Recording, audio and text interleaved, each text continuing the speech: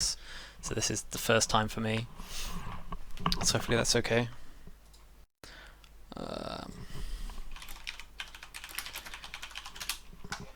Cool, so let's start from the top. We'll hopefully not try and make this like 3.5 hours long like the Dota Cinema one. Because That's a little excessive That's to a little sit there excessive. and listen to. So if we just start on the general stuff, hopefully everyone can still see all that stuff. So this is where some of the changes came back with the rubber band effect. So we've got AoE bonus gold component based on team net worth difference reduced by 25%, and AoE bonus XP component based on team XP difference reduced by 40%. So that's basically the rubber band being reduced, and I think people are generally happy with this. Yeah, I think us. Yeah, so I think it's kind of needed because the rubber banding is quite strong at the moment. Yeah, I mean, yeah, I'm sure it'd take a little while. People get used to it again. They'll suddenly think, oh yeah, rubber band effect, and actually no, it's not there anymore. But I think this is one of the things you'll sort of just feel a difference for, and people will get used to over time. Moving on, we got melee lane creep bounty reduced from 43 to 40, so that's 7%, and range minus 7%, and range creep minus 6.25%. So a little less bounty for your lane creeps, but hero kills are worth 10% more. So yeah, I think this is just trying to encourage a lot more early fighting, maybe. Just definitely. I mean, this is screaming like, come on, get more kills are worth more, farming's worth less. I mean, it's not huge amounts, so I don't think it's going to have a huge effect, but it's going to make people want to fight a little bit more. I mean, it'll be interesting to see how it delays item timings. Yes, it will. I think these are sort of things that it's going to like. You can do as much maths as you want, but you've got to play the game to really feel how much it affects things. Moving on to, I think this is so hero kills. This is reduced the direct hero lost hit bounty by 100 and redistributed that gold in AoE instead in a ratio of 100, 75, 40, 25, 20 for either 1 to 5 heroes. So if you're the only person there, you still got that 100 gold, but the more people there are, the more that 100 gold is split up. So that just kind of I guess gives those assisting heroes a little bit more gold. Yeah, I know there's quite a few times when you can feel like you've done quite a bit to aid the fight or something, get a kill, but the carry who got the last hit just claims everything. Yeah, and AoS bonus gold is now distributed based on the relative net worth amongst the heroes involved in killing the hero by plus minus 25%. They give a nice example here. If 3 heroes kill an enemy hero and the extra AoE bounty would normally be 200 gold for each player, it is instead split 200 plus 25% for the poorest hero, and 200 for the middle, and 200 minus 25 for the richest. So the poorer you are, I think this is what this is. The poorer you are, the more gold you get from a kill. Like bonus gold you get. Yeah. I think that's quite good. Yeah. So like the supports that support and assist in getting the kill get a little bit more from the kill. And another thing similar to that, the amount of AoE bonus gold given is now decreased by up to 20% based on the dying hero's relative rank and the net worth amongst all the enemies of that team. Another example, if the total AoE gold would normally have been 600, if the hero dying is the lowest in net worth, the bounty is reduced by 20%, giving only 480. If the dying hero is the highest, it is increased by 20%, giving 720. So basically, if you as a team kill, or anyone, if you kill the higher net worth hero on the enemy team, you get more gold. But picking off those poor supports is less worth your time, I guess. Yeah, this is another like really good thing, just for the fact that like before you could just go and possibly get a pick off if you're behind on one of the supports. He probably still doesn't have a great deal, and obviously can't like take on any of your heroes really. But you still get rewarded the same basically because of how the net worth used to work. Yeah. So that's pretty much everything. Just kind of more like it's trying to get people to fight a bit more, reduce the rubber band, which I guess makes fighting a bit more. You kind of more want to do it. and also it kind of gives more gold to an XP to the poorer XP starved heroes, and less to the sort of like snowballing heroes, I guess. Whereas if you kill that snowballing hero, it's better. That's kind of everything on the kill side of things. But moving on, I think this is one of my favourite updates. Instead of buyback temporarily preventing unreliable gold gain, it now reduces all gold gained, including hero and AoE gold, by 60%. So basically, if you buy back, you get like a triple kill. You're only going to get 40% of what you would normally get. But you can still farm the lanes and get a bit of gold. And generally, I guess what you're doing, if you buy back, you're generally going to be trying to get kills. And I think people felt like the buyback mechanic was a bit too strong at the moment, especially for heroes like Storm Spirit. Yeah, I mean, if you brought back and instantly had full mana and stuff again, obviously you're going to have quite an effect on the fight. But I think it also kind of benefits the people that are using buyback to perhaps, maybe everyone's dead or something, and like you got racks being pushed, you can buy back and still get some money from just defending your buildings. Yeah, so I really like it. It's one of my favourite things so far. And to add to sort of like the more team fighty stuff, I guess the melee barracks and ranged barracks give more gold, because I think they reduced it, now they've increased it again. And they've also reduced the armor of the tier 2 and tier 3 towers from 25 to 22. So this kind of helps, like, in fact, I'm going to read the next stuff because it kind of all ties in. The extra melee creep addition spawn time changed from, well, I'm not going to read these out because you can see, but they're basically earlier, and it's the same with the range siege creep additions as well. I think this just all these things here kind of promote fighting, like trying to push a bit earlier. Yeah, I mean, it did seem like Deathball did kind of completely get shut off, really, in the last patch. Seems like they're trying to bring it back in a little bit more, but not to the extent that it was. Yeah. So yeah, I think it'll be interesting to see how this works out, but I think it's a good idea, because you could end up just getting these really long games where no one could push these towers. So yeah, I like that. Creeps now meet slightly closer to the Dire safe lane. This is, I think some people felt like the Radiant off lane was a little, like, a lot stronger, a lot easier than the Dire off lane. But now that the creeps end up with the creep equilibrium moving closer towards the Dire safe lane tower, it's a little bit more scary for the Radiant off lane. Which I guess kind of, especially with the fact that the Radiant has the ability to pull the side, do a side pull, kind of evens up the lanes. Do you think? Yeah, I think it's quite difficult to make a rotation on someone in the Radiant safe off lane as well. Yeah. Because they'll see you from quite a way, and it's basically the river and then your tower, unlike in the Dire off lane where there's a bit more of a gap. Yeah. So yeah, that's good. Now just like a bunch of neutral creeps have been their bounties reduced. I think it's all reduced, isn't it? Once again, making farming a little less, as a reliable way to get gold, and maybe you should go get those hero kills, which are now worth a bit more. But it has actually, yeah, the Hellbear health has been reduced, but so's the bounty.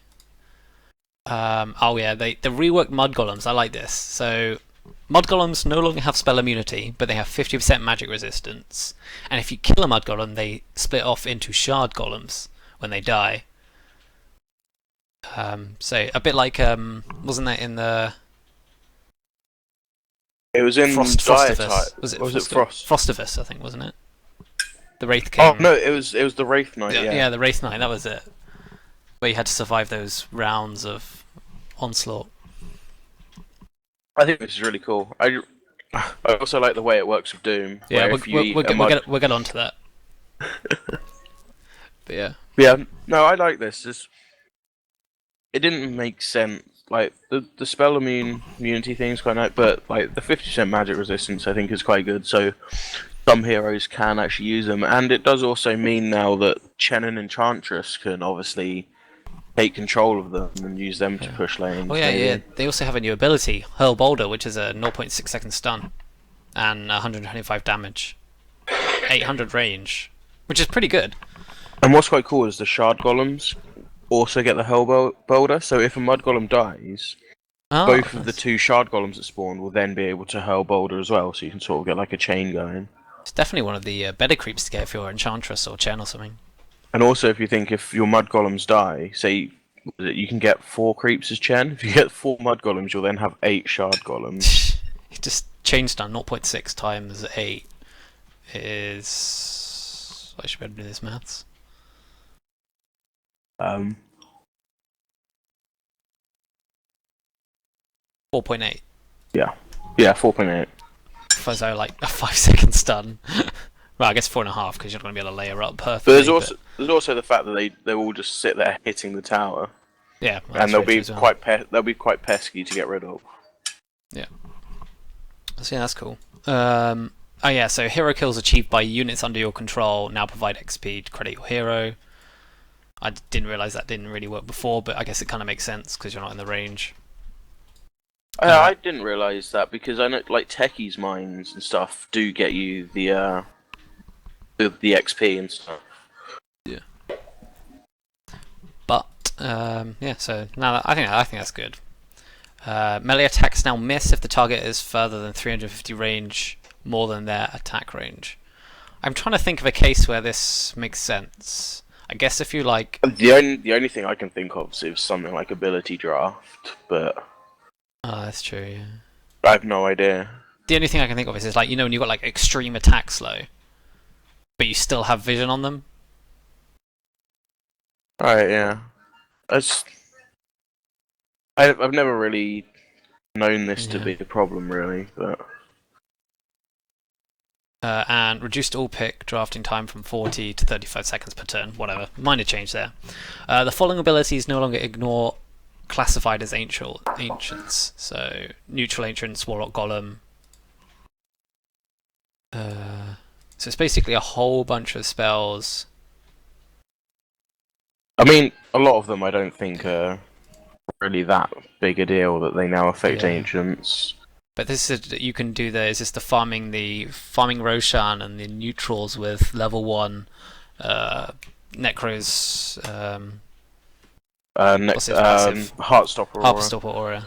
Yeah, you can just stack ancients. But what would be quite interesting is if a Necro runs past the ancients, do they aggro onto him and just start running after him? No, I don't think so. I remember seeing something on Reddit where someone showed how you can get like a level 5, be level 7 at level 5 and have a blink dagger by standing in a specific place and stacking the ancients as well as taking Roshan.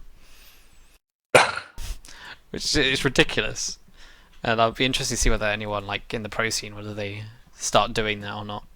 I have a feeling it's probably going to be quite obvious if you don't see a Necro for a little while. Yep. And then you could just walk into the Roche pit, take the last hit, and be like, "Thank you."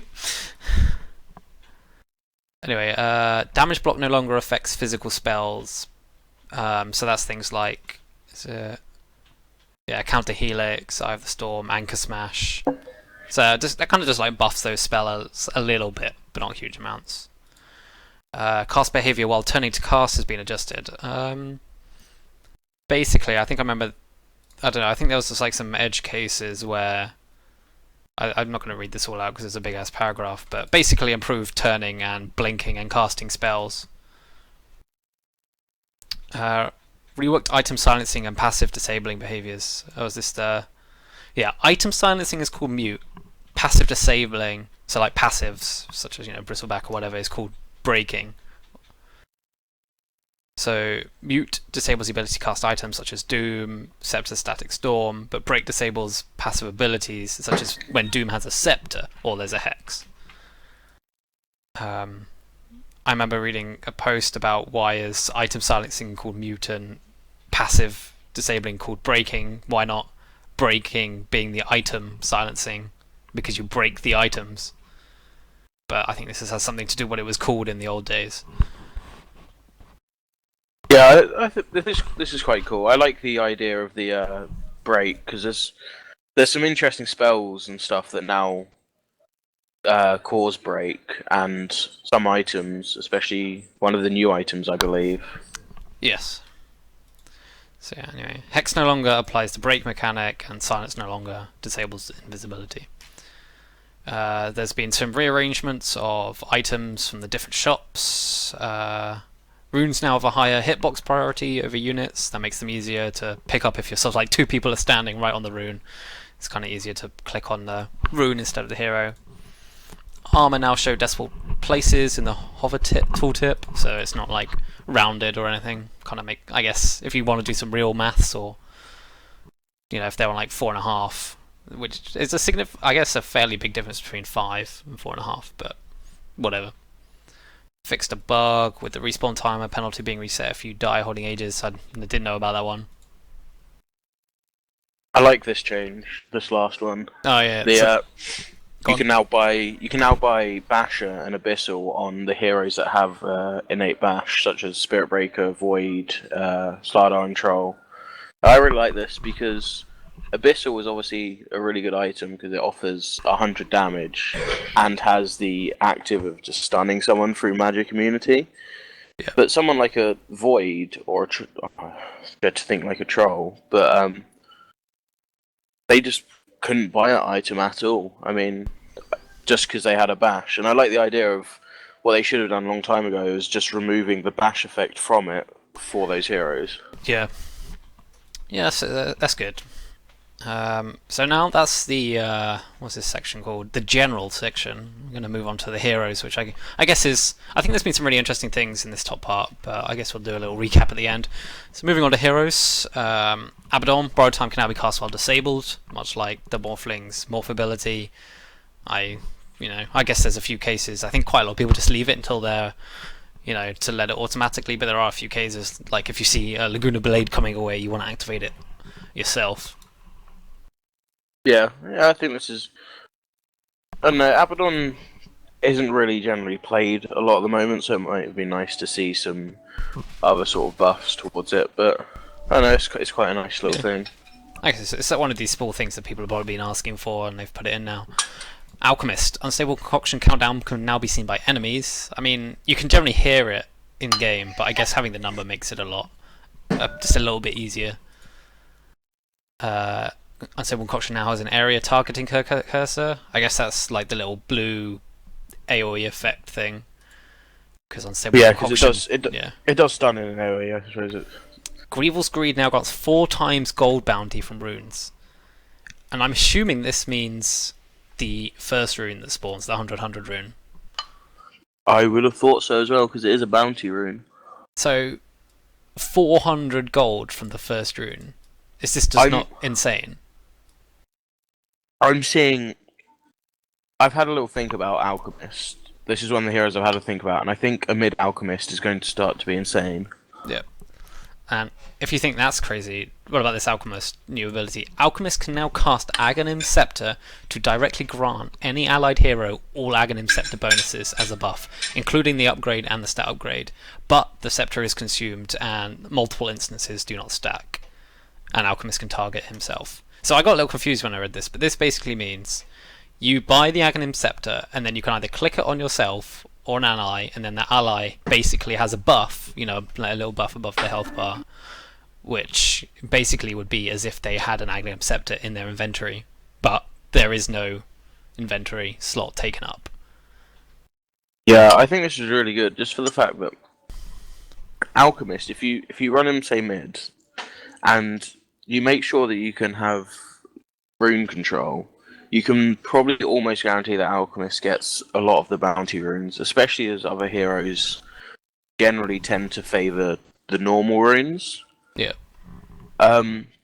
You can keep stacking up gold, and I think the Alchemist, if you're playing in mid, you'll probably only need to get, say, like, a Blink, a BKB, and maybe something like a mech, and then you can start building just like Aghanim Scepters for some members of your team, especially like the hard carries that before have Aghanim's upgrades, which are really good, such as Void, and there's some new people. Tiny is a really good one. I mean, I know Aghanims is almost like a must to get on him, but if you think you could take up that slot with something else, Yeah. if you then start supplying Aghanims for your teams, they just effectively have 7 items. Yeah, I think it's ridiculous, and I think even just like giving it to supports like Witch Doctor is really strong as well. And the fact that Alchemist can farm really quickly with Grievel's Greed is kind of. I feel like it's almost a little broken, but we'll see.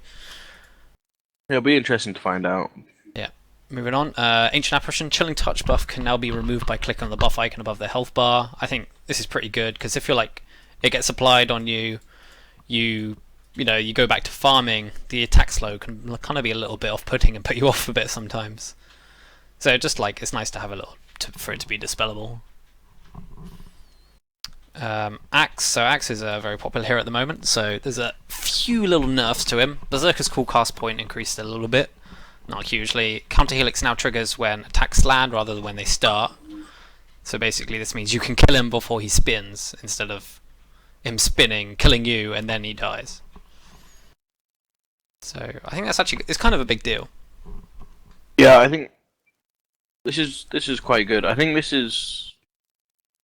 it's better that what they've done this with Centaur as well. Let me move on to him, but I think this is still quite good for Axe because it's quite annoying just trying to hit him perhaps like and harassing, and then he'll just start spinning even if you cancel attacks. Yeah, so yeah, the tooltip says this affects Centaur's War Runner return and Timbersaur's reactive armor as well, so they have to be hit first before it's applied. Yeah, this is. I know we're talking about Axe, but it's really annoying. I know playing a support against Centaur, and say you're playing someone like Alina or something, and you go to throw out a right click against them, but he moves just out of the way, so you can't get the right click off, but you've already taken return damage. Yeah. So yeah, I think it's a fairly suitable little bit of a nerf. And Culling Blade movement and attack speed bonuses reduced from 40 to 30%. Not huge, but another little tweak to bring him back to the level of everyone else. Okay, Bane Brain Sap mana cost rescaled, so it's less at all levels. Units affected by Nightmare no longer provide vision, so I guess this is on both sides, and it makes complete sense because obviously when you're a Nightmare, your eyes are closed, you're asleep. And Nightmare End can now be used by Bane to end all other existing nightmares, which I think's really good. So you don't have to click on your ally and then cancel it. You just cancel it straight away. Yeah, I mean, so this is quite good.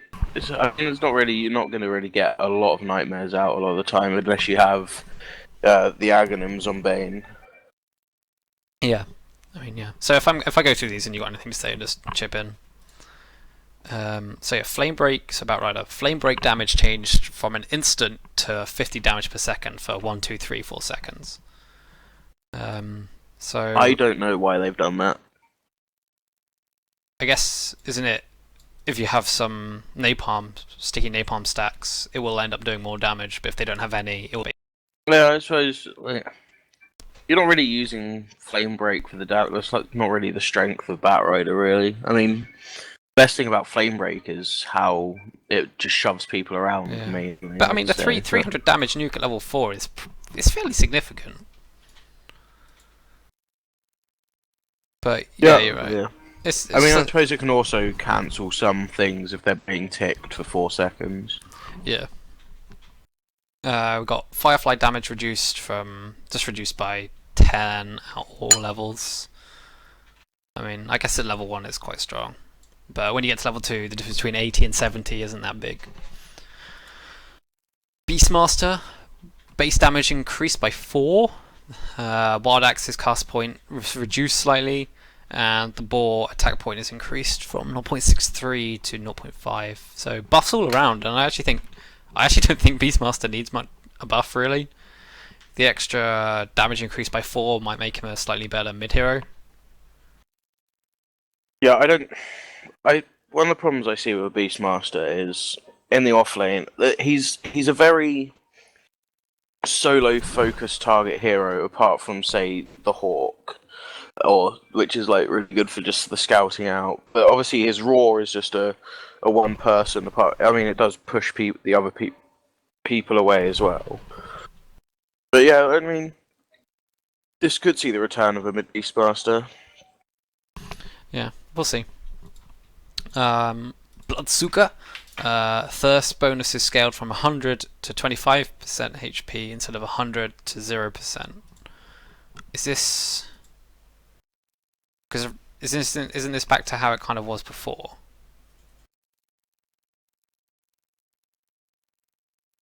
Yeah. Because before, so in 6.83, originally it's sort of like it was like a continuous scale of things, but now it looks like it's gone back to, I swear, the way it was before, where you have to hit a threshold before Bloodseeker gains the bonus damage.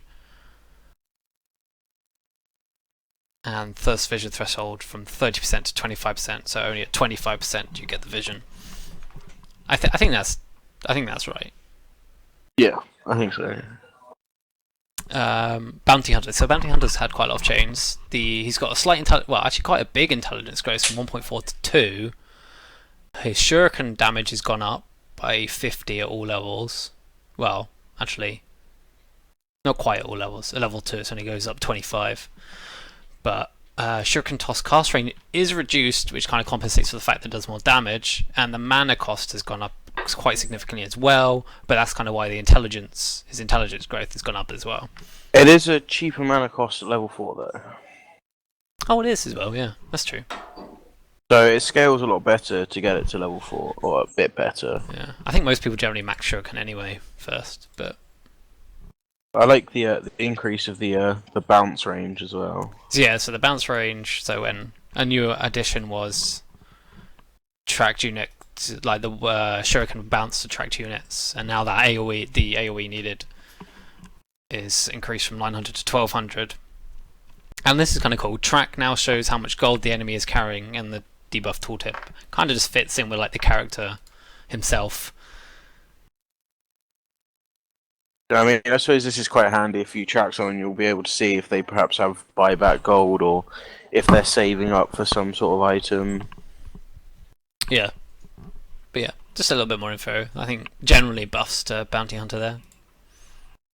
Brewmaster, Primal Splits, units no longer provide a bounty. Whatever. I don't think it's really a big deal. Bristleback, I'm just trying to speed things up a little bit, don't want to be here forever. Bristleback movement speed reduced by 5. Okay. Nasal Goo armor reduction rescaled, so it's got like these, it's not whole numbers now. Broodmother, oh yeah. Incapacitated Bite is no longer a UAM. I don't know why they've buffed Broodmother. I don't know why they Broodmother. Good Broodmother players, but already dominating pubs, I think. She doesn't need her to get any stronger, and Insatiable Hunger attack damage is also increased at the level 2 and level 3. I don't know why they've done this. I think Brood is strong enough already, but whatever. Yeah, it's going to be interesting to see. Like, I mean, Brood can farm quite quickly as things as well, and if she gets something like a Skadi now, people will never be able to run away, and she's going to be so tanky. Yeah. So Centaur, this is the craziest shit around. Return now. Okay, we talked about this one before. So only when it lands instead of when the attack is cast. But okay, so Centaur's now got an Axe upgrade, which Stampede reduces all incoming damage by 70% and allows allies to run through obstructions such as trees and cliffs. It destroys the trees. This is really cool. Okay, so even if it would still be really good if it reduced the damage by 70%. Not only does it do that, you can run through obstructions. So this is sort of like your whole team can escape like up a cliff or down a cliff or something, or into Roshan. I'm just imagining, like, if you see an enemy team, say in their jungle, or you're in the jungle and you see them in the river, and your team just like lines up, and you just stampede and just charge over the cliffs at this like one person. Yeah. Well, I'm kind of just imagining like this: the enemy team's taking Roche. You know they're taking Roche, and then your whole team just swoops in.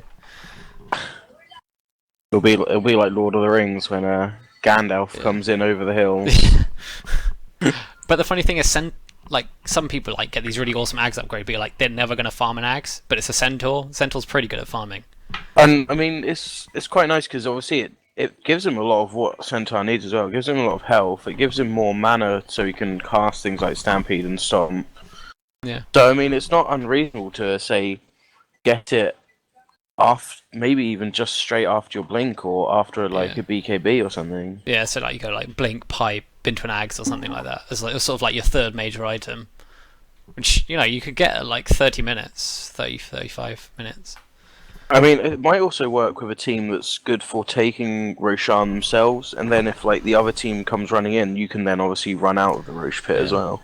So yeah, that's going to be insane. Can imagine quite a lot of interesting interactions there. Moving on, Chaos Knight bolt damage is just generally increased. I think slight buff to Chaos Knight. I think maybe he needs a little bit more of a buff to be played. But yeah, I think one of the major nerfs to Chaos Knight was the illusion thing that was in the last patch with the illusions did less damage. Yeah, to buildings. But yeah, we'll see. Clink's going to walk cooldown reduced, and Death Pact cooldown reduced. So Clink's isn't really played at much at the moment. So another small buff to make him. Well, he's already pretty strong, I feel, but maybe the situational. Death Pact cooldown is quite nice because I'm pretty sure that's very close to actually being off cooldown as soon as Death Pact ends, if not before. I thought 35 seconds. I remember I thought they reduced it before, so now I thought at level 3, 35 seconds is how long it lasted. I think. I don't know. Anyway, Clockwork Rocket Flare speed slightly increased. I guess that might mess up people's timing to block camps if they've practiced it a lot. Yeah, I think Clock is a fairly well balanced hero at the moment. It's just I agree. Yeah. hard to fit him in lineups at the moment. Yeah, it doesn't have great late game, but now the late game isn't such a big deal. It'll be interesting to see what happens. Are you reading the chat? Yes, I am. Okay, Crystal Maiden. Crystal Nova movement and attack slow from -30, so it's rescaled, so it's worse at level 1, but better at level 4. Level 3 and 4, actually. Crystal Nova slow duration increased to a base 4.5 seconds. Frostbite cooldown reduced, and Freezing Field cooldown reduced to 90. So they're all basically buffs. But I think the biggest one is probably the Freezing Field cooldown. Yeah, no, I think that's quite good. Just Crystal Maiden's just kind of sloped out a little bit, and I think she's a really strong hero if you can get the spells off. Yeah.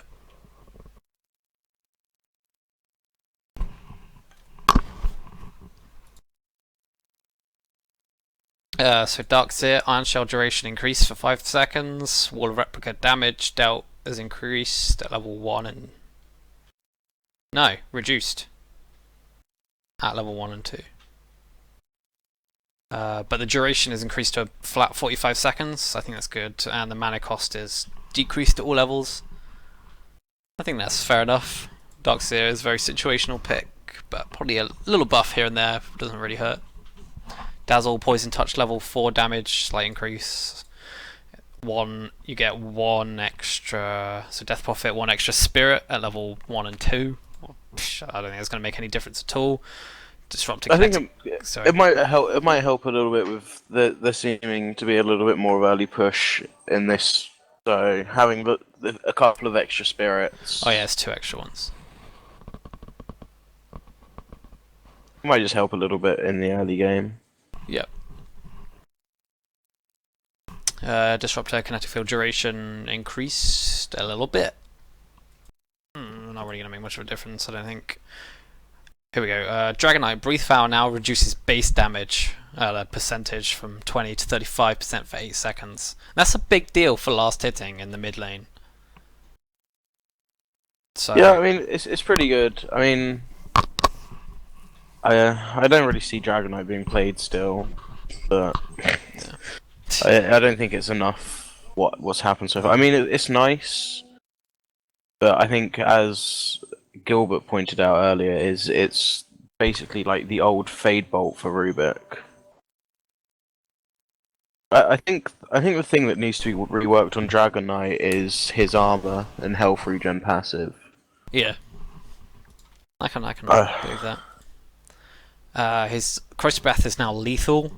I guess that's a bit like I guess that's a slight buff there. I don't really know how much Corrosive Breath did actually. yeah, I'm not sure. I think the main thing is it just keeps stacking up, and Yeah. I don't think it's really something that really needs to be worried about. But... Elder Dragon's form splash, attack damage, percentage radius has increased. I guess so it's general buffs to Dragon Knight, but not huge, but maybe it might make him picked up like 1 or 2% more of the time. Dota buff will tell us all. Earth Spirit, Boulder Smash damage is rescaled, so it's worse level 1, but better at level 3 and 4. Geomagnetic Crypt costs a bit more, and its damage is also reduced. Magnetize can now be dispelled, and fixed to the bug with Hex. General, just like a little tweak to Earth Spirit, still OP as hell. these aren't the changes that need to be done if they want to balance Earth Spirit, I suppose. No. Just, I don't think the damage is the main problem with his spells. It's just how much control he brings to fights. Yeah, I agree. Elder Titan Echo Stomp channel time reduced by 0.2 seconds, and the Echo Stomp cooldown as well at all levels is reduced.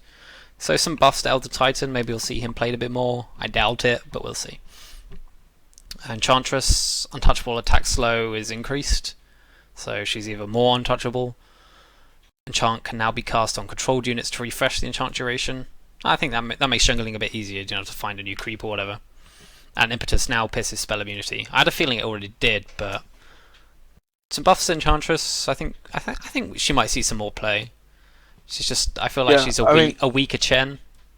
Yeah, they tried to buff her in the last update with making her movement speed the highest without boots, didn't they? And I think she could be quite good, especially with a lot of the early tower things. Now it'll be interesting to see how fighting becomes in this patch.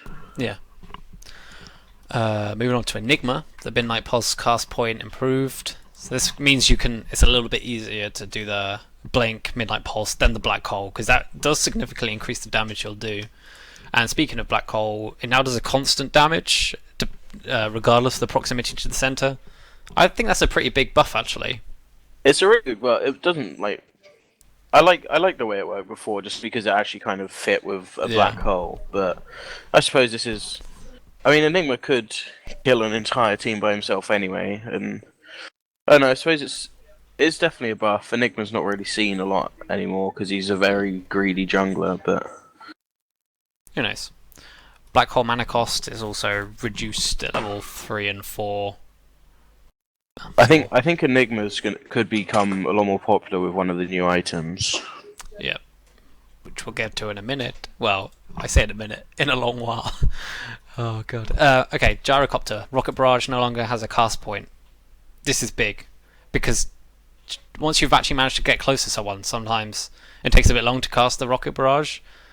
But now Gyro could just straight away get up in your face and get the full duration Rocket Barrage off, which is huge damage.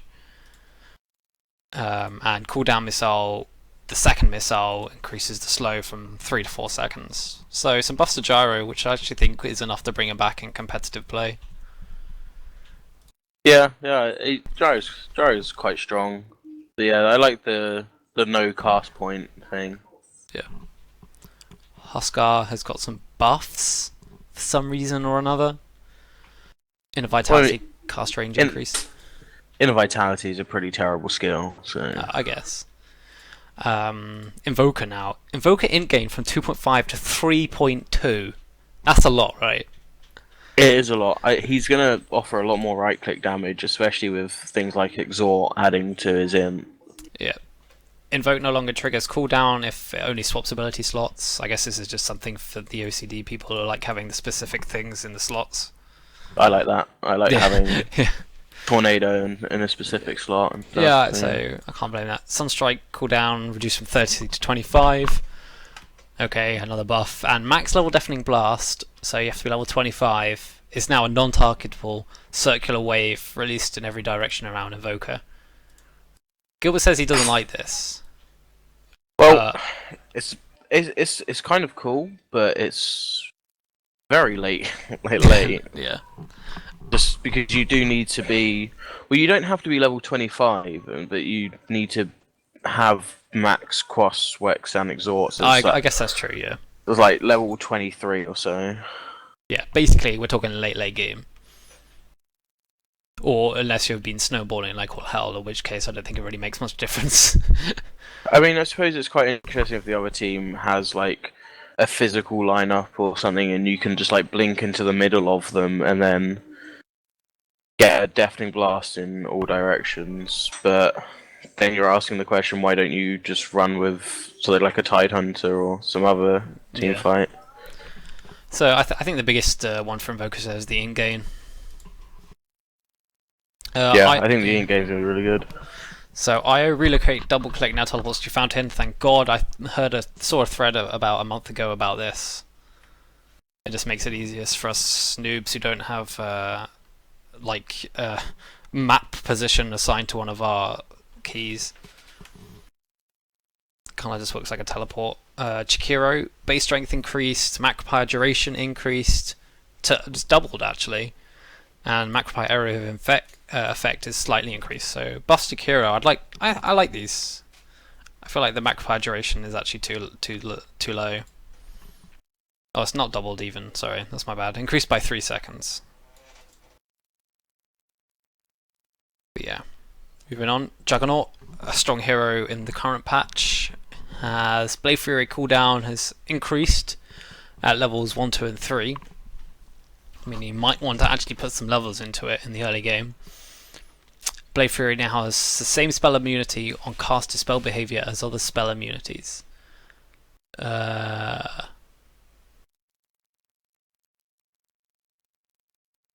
Oh, I see, right. So, like, if you've got Empower or something, if you spin, it would have originally got rid of it, but now it doesn't. Am I reading that right?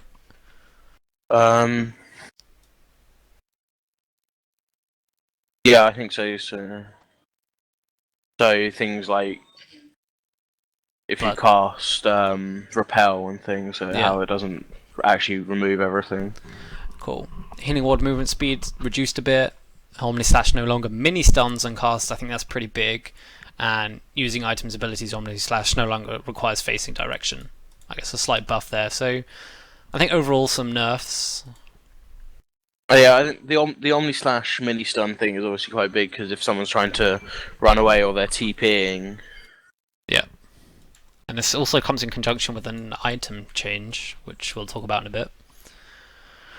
Keeper of the Light, another hero that's had actually quite a big rework here. Mana Leak cooldown scales now, so it's same at level 1 but much better at level 4.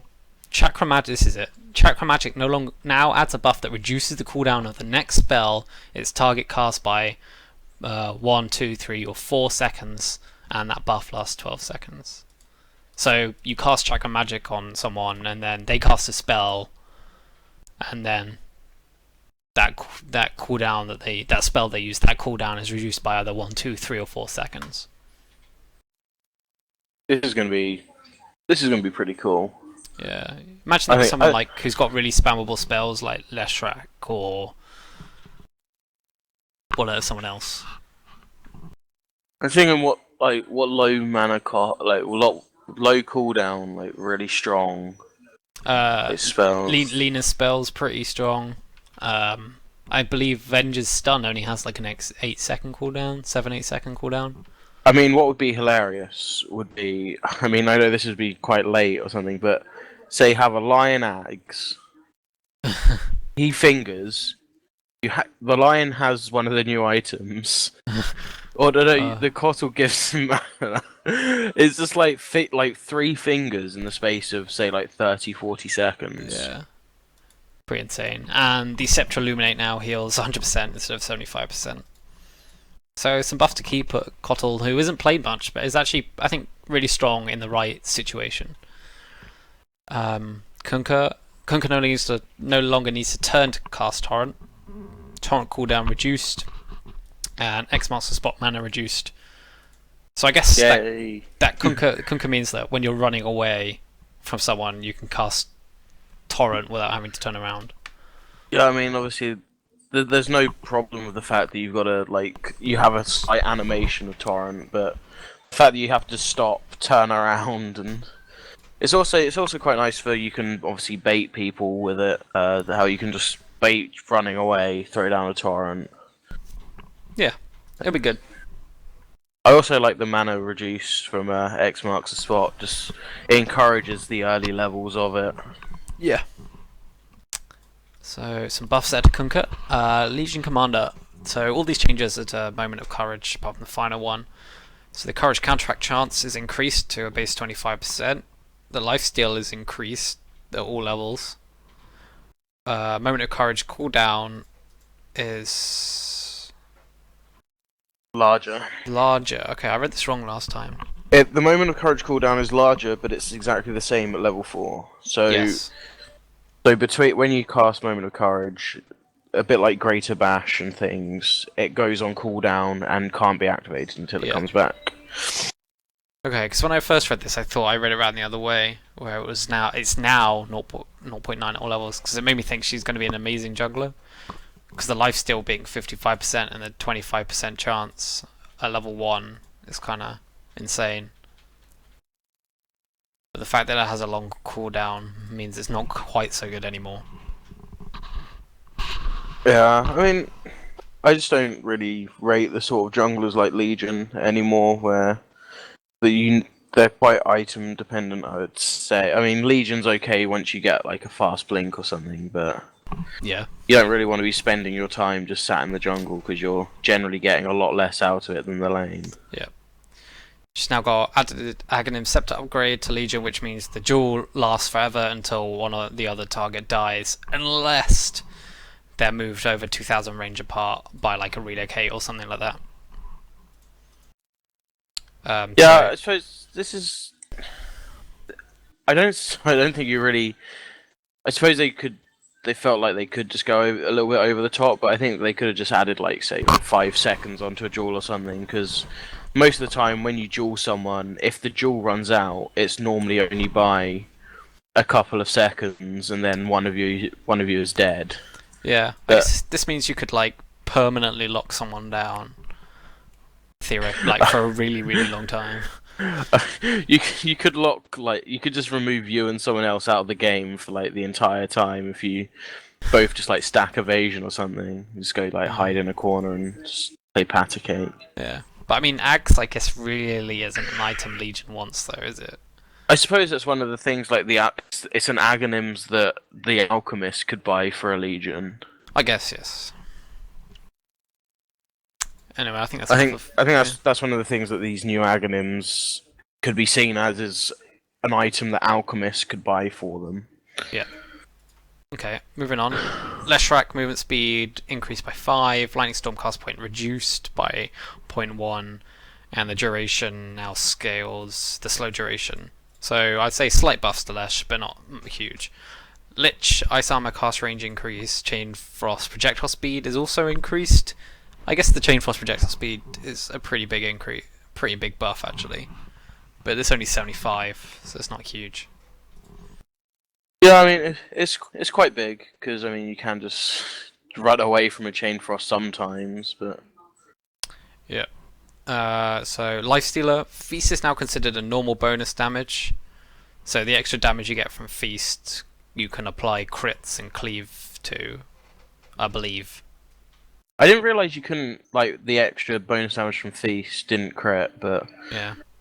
I suppose like Daedalus could be quite a fun item on Lifestealer now.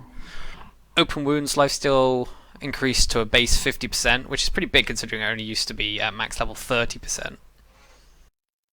Yeah, I think that's kind of needed because Open Wounds kept getting nerfed. I remember with the cast range being reduced. Yeah. Yeah. Anyway, here comes another Aghanim Scepter. It grants a new skill called Assimilate. Basically allows Lifestealer to eat one of his allies, and then whenever he heals, so does the ally inside of him. This just I before I look I saw something on Reddit involving the new morph ags, Yes. but the thing I was thinking about before was just thinking about saying have someone like a Ricky on your team. Lifestealer eats someone on your team, say like a Magnus. Lifestealer eats the Magnus, then the Lifestealer climbs inside the Ricky, and then the Tinker gets the new boots of travel, and you just blow up someone just out of nowhere. Pretty much. There's some interesting things you can do there. Lina, Ag Scepter upgrade, no longer increases cast range, so Lina's popular at the moment, so a slight nerf to her, but the upgrade is still really good. Oh, something I wonder. This is just a side note. If a Lifestealer eats someone, Mm. and then a Phoenix pulls a Lifestealer into the egg, what happens then? Or what happens if a Lifestealer eats someone, Lifestealer climbs in someone, and they get inside a Phoenix egg? Is everyone's spells refreshed? I have no idea. That is something to test on the test client. Wow, that'll be interesting. Just refreshing 4 hero skills. Yeah. So yeah, Lone Druid now. True form no longer removed on death. That's the first of some changes we made to toggle abilities such as Medusa Split Shot, Mana Shield, and Troll's Berserker Rage, which would automatically go back to the default one when you died, but now it's that you stay. It remembers when you come back alive. Battlecry armor increased. Battlecry damage increased. So some buffs there, and another Aghanim Scepter upgrade. If you hadn't realised already, this patch is an Aghanim Scepter upgrade. Crazy Ice Frog decided to have a field day with Ag Scepter upgrades, but it's cool. It's cool. This Ag Scepter upgrade spirit range from Lone Druid and prevents Spirit Bear from dying if Lone Druid dies. That's kind of insane. Yeah, I think this is really, really strong. So theoretically, you could farm with Lone Druid, just farm an Ag Scepter, and then sit with your main hero in the base and farm with your bear without feeding a kill. Although obviously you don't actually get your you don't get the XP. Yeah, I think the removing on death toggle thing I think is really good at the moment as well. Just the fact I think it's more for things like if you have the Aegis. Oh yeah, that's because obviously if you respawn with an Aegis and then all of a sudden say like Medusa, your spell shield's down, your mana shield is down, you just get blown up again straight away. Yeah. So yeah, I think that can be really strong.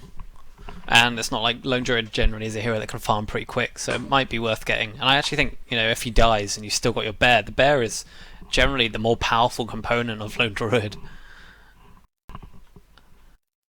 So yeah, I can imagine people getting this item, or like you said before, get it picked up for them by the very kind alchemist. Moving on to Luna, she's got base armor increased by 1. That's insane. She's now going to be the best hero in the game. Eclipse per unit cap increased from 4 to 5, and she has an Ags, which allows Eclipse to be cast on an area within 2,500 range. That's a very big range, by the way. Grants obstructed vision, so that's not unobstructed vision, and can also target an allied unit to center Eclipse on their location or herself. So I actually think that's a really cool Ags upgrade. Yeah, I think that's quite good. I mean, Ags was pretty terrible on Luna before. Yeah. But, yeah, I mean, just so far away, and you get a little bit of vision where it is, and just a lot of damage going in onto that area. Yeah. I like that. I really think it can be used, or maybe like a mid-Luna might be more popular now. Maybe. Medusa, that split shot and mana shield, like we talked about, is no longer removed on death. Meepo, Geostrike damage increased slightly, but Divided We Stand no longer causes Meepo to respawn 20% faster, which I think is one of the more broken components of Meepo. Is his respawn timer being low. Yeah, I didn't really understand why that was there. Yeah, I guess it don't really make much sense, apart from the fact that maybe he's considered a hard hero, so you're more likely to die. I don't know. Anyway, so yeah, I think that makes Meepo a lot more balanced. Mirana, Starstorm's second hit range is increased, and it will hit the closest unit, not a random unit. Morphling, Adaptive Strike now is a 1150 speed projectile. I don't really know why they chose that speed in particular, but it's still really fast. But I guess it's not instacast, much like how they changed. What's it E-Blade. called? E-Blade, that's the one. And he's got a Scepter upgrade, which adds a new ability. Like I said, this is the Scepter upgrade patch. Allows Morphling to target an ally, turning himself into a hybrid illusion, which removes Morphling himself, and this hybrid illusion can cast non-ultimate abilities and has your original attributes. It lasts 20 seconds, and when the duration ends or the hybrid dies, your hero emerges. I think I found why the projectile speed is that. What's the E-Blade projectile speed? The E-Blade projectile speed is 1200. Oh, okay. So that means you can't like you can't press one after the other. So what you can cast? Oh, you can. No, you can. You can. My bad. Yeah. I got it around the wrong way. Yeah. So I suppose, in a way, it's more encouraging to get an E-Blade, but it does also mean now that Adaptive Strike can be dodged. Yes, but I guess. But the fact is, you can still do the shotgun with the E-Blade into Adaptive Strike because of the slight speed differences. Yes. Yeah, that's true. Yeah, and I guess there's a lot of interesting things you can do with this hybrid illusion where you actually have, so you have like the non-ultimate abilities of the hero, which one makes it easier to bait because you could use those spells and the enemy would think that's the real hero. And two, there are some pretty strong non-ultimate abilities out there. I'm looking at you, Terrorblade. Yeah, I mean that could be quite powerful because it has all of Morphling stats, doesn't it? Yeah. Now, does it work if Rubik steals a spell and then you make a hybrid of Rubik? Can you cast the spell that Rubik steals, even if it was, say, an ultimate?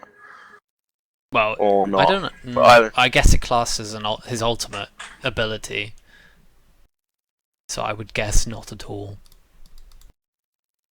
And I think the thing to note is that it lasts 20 seconds, and the duration only ends when the hybrid dies, or that 20-second is ending. So you can't end it prematurely. So that takes a bit of planning. Hang on, so if this adds hybrid, like it adds a spell to Morphling. Yes. So that means Morphling already has 5 spells. You can't use other spells while you're. No, I'm just saying. Yeah, no, I'm just saying he already has 5 spells, so it's now going to be like six different buttons for spells for Morphling. Yes. Have to use the full quirk. So yeah, there's definitely some interesting things with that.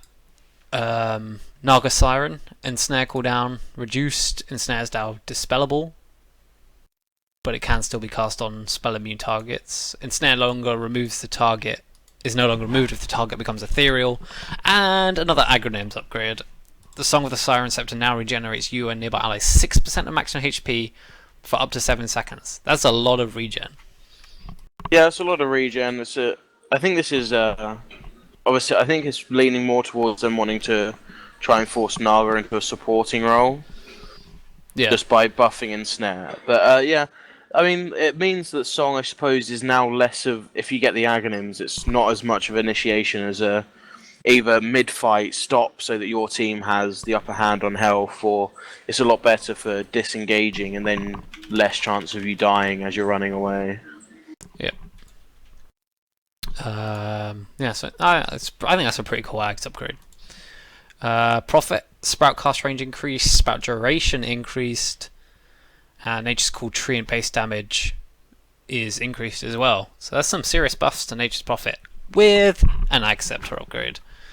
And so Wrath of Nature now spawns a Nature's Call Treant whenever it kills a unit, and if it kills a hero, it spawns a stronger Treant, so 3 times the damage and health. I suppose it still probably works with what the current Aghanims is on Nature's Prophet as well, where it increases the number of bounces and damage, I think. Yes, yeah, it's not instead of. Yeah, I think this is going to be quite interesting to see the amount of trees you could spawn in. That just adds to your pushing power, your ratting power. It's pretty cool, but it's pretty strong. Night Stalker, the void attack speed increased from -35 to -50. Okay. A slight buff, but nothing much. Nyx, Spike Carapace no longer removes Vendetta. And an Aghanim Scepter upgrade. Adds a new ability called Burrow even, which it has a 1-second cast time, and while burrowed, Nyx Assassin is invisible, unable to attack or move, so basically invisible, stood still. But you have 40% damage resistance, and regenerates 1.5% of his health and mana per second. And Nyx's abilities, such as Mana Burn and Impale, have to 50% increased cast range, and the cooldown is reduced. Plus, Spike Carapace instantly stuns enemy units within a 300 AoE without requiring them to hit him first. I think Burrow is really strong. I think this is be a fun Aghanims to get. Yeah, and I feel like Nyx is another hero that you can kind of get away with getting an axe. Yeah, I mean, a lot of people seem to still just favour, say, I mean, Blink is quite popular on him, and then people normally just go like either 4-staff or think of getting something like a Dagon, but yeah. Adding that Aghanims adds to his survivability, and obviously adds these really cool spells, and it just allows him to, say, team fight a little bit better than he can do with just his stun. Yeah, it kind of makes the stun double the range is actually kind of ridiculous. It's really. I mean, I think it's really long. Something that you could do is like obviously Blink to, say, like the other side of the team, burrow, cast your stun, and then also Carapace, and there's a lot of lockdown from Nyx just by getting the Aghanims.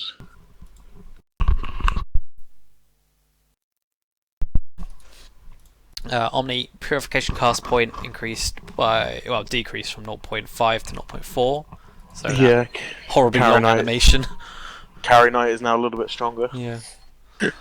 So Oracle has been reworked a little bit. Purifying Flame's mana cost is reduced. The cooldown is also reduced, and you can hit non-target units. So that's I buffs. don't know Oracle. Which one is Purifying Flames? That's the, there's a little like red beam that comes down. It's the one that does an initial nuke and then heals. Over time. Right, yeah, okay. Which already on a 3-second cooldown is ridiculous, so it's now 2.5. But so I guess buffed in that way, but False Promise has been changed, so it doesn't make the target invisible, but it continuously removes debuffs and disables. So basically, there's no point casting your disabling spells on someone who's False Promised.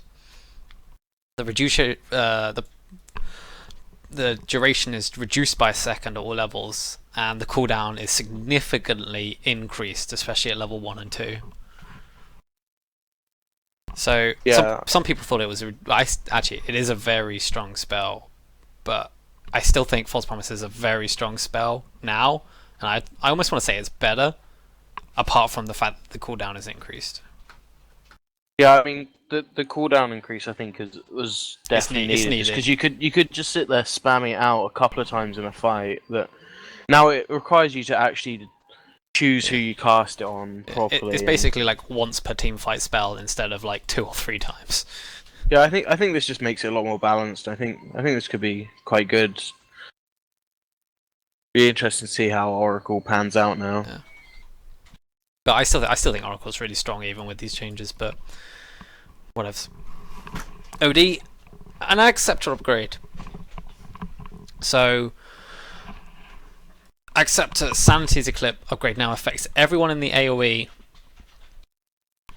and everyone in that AoE gets get puts into an astral imprisonment after the damage is dealt. In fact, is that the enemy or just everyone? Well, it says everyone, so I presume if your allies are there. Yeah. I think what could be interesting is getting a fast refresher on OD, because then you cast it, you damage them, and then you steal all of their intelligence, and then you cast it again. Which now does even more damage the second time round because you stole all the int. But the Ags, so the original Ags upgrade is no longer applicable, the mana drain, and it does not increase the damage multiplier by 1. Interesting, your allies may hate you because you might end up cancelling some channeled abilities or something. I mean, I suppose there's also the chance for you to use your ultimate to save everyone from something like a Ravage, maybe. Yeah, I actually think it's really good, and I actually think an Agceptor is okay on OD as well. I mean, he already had Nags. Like his Ags was actually really strong before as well. I think. Although I also arguably feel like if you're getting at Ags, you might as well get an extra spend 1,000 gold and get a refresher. But no, the Ags before just offered a lot of damage. But yeah, I mean, the refresher was quite good. The new Ags is quite interesting. I still don't think OD is that strong a hero. He can kill people and stuff, but he kind of gets fucked up by BKBs completely. And he's very squishy. Anyway, moving on. Phoenix Fire Spirits now does an obstructed reveal of the area for 1 second. So I guess a little bit of extra vision's nice. Puck Waning Rift damage is increased all levels, especially level 1. That's 30 damage increase is quite a lot. Pudge Rot Move Slow increased from 20, well, it now scales, so it's better at level 2, 3, and 4. Pugner, they've changed Pugner, and I don't like it. Pugner's one of my favourite heroes. So the slow is now scale, so it's worse at level 1 and 2, same at 3, and better at level 4. The magic amplification, similar story, same story there with the slow. The duration actually is increased, it doesn't scale now, it's changed to a base 3.5 seconds, and the cooldown is higher, worse at all levels actually. So that's Decrepify changed in a way that I guess it kind of scales. It means you kind of need to level it up. Life drain damage is increased at all levels, so it's better, and the range is increased throughout. So it's worse at level 1 and 2, but better at level 3. And the Aghanim Scepter doesn't increase the cast range anymore, which I think is really upsetting because the cast range on the Ags upgrade is really good. I mean, it just seems like he's just a better hero than he was when he's got a lot of levels, but I don't think that was when Pugner was really effective before. So. Yeah, I don't think it makes much of a difference. So Ricky, Smokescreen no longer slows attack speed, and Smokescreen now reduces turn rate by 30%. So Smokescreen is now the second ability which affects turn rate, the first one being Napalm from Bat. So I think this is quite cool because obviously you can cast it and get a few extra hits on their back before they can actually turn around. Yeah, I think it's pretty good. It kind of synergizes better with Ricky than the attack speed. It doesn't really slower attack speed on your enemy doesn't make much of a difference.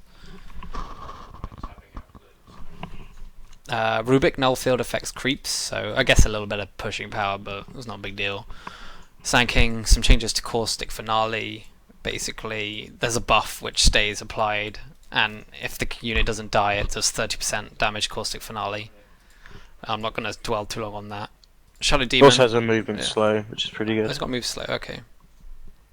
Shadow Demon, poison mana reduced from 50 to 40, so a buff there, and the Axe upgrade, which there was already an Axe upgrade, but it now applies Break, so that disables the passive abilities. So I like that. I think that's really good. So the Axe was already really good, where it actually, I think originally it gave it 2 charges, but now it has 3 charges, and plus now it applies Break.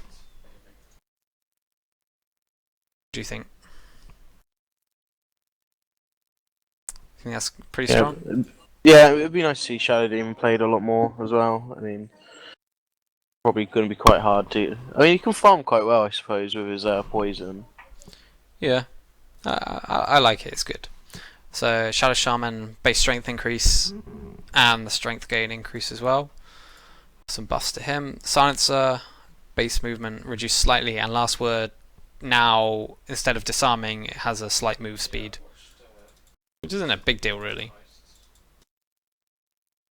Slardar slithering crush damage increased, so but by 25 at each level. Big deal. Sniper, ho ho. He is now nerfed. Agility gain reduced from 2.9 to 2.5. That's a lot. Recharge time increased by 15. That's a lot. And the shrapnel delay increased from 0.8 to 1.4. And the shrapnel only gives vision when it lands instead of instantly.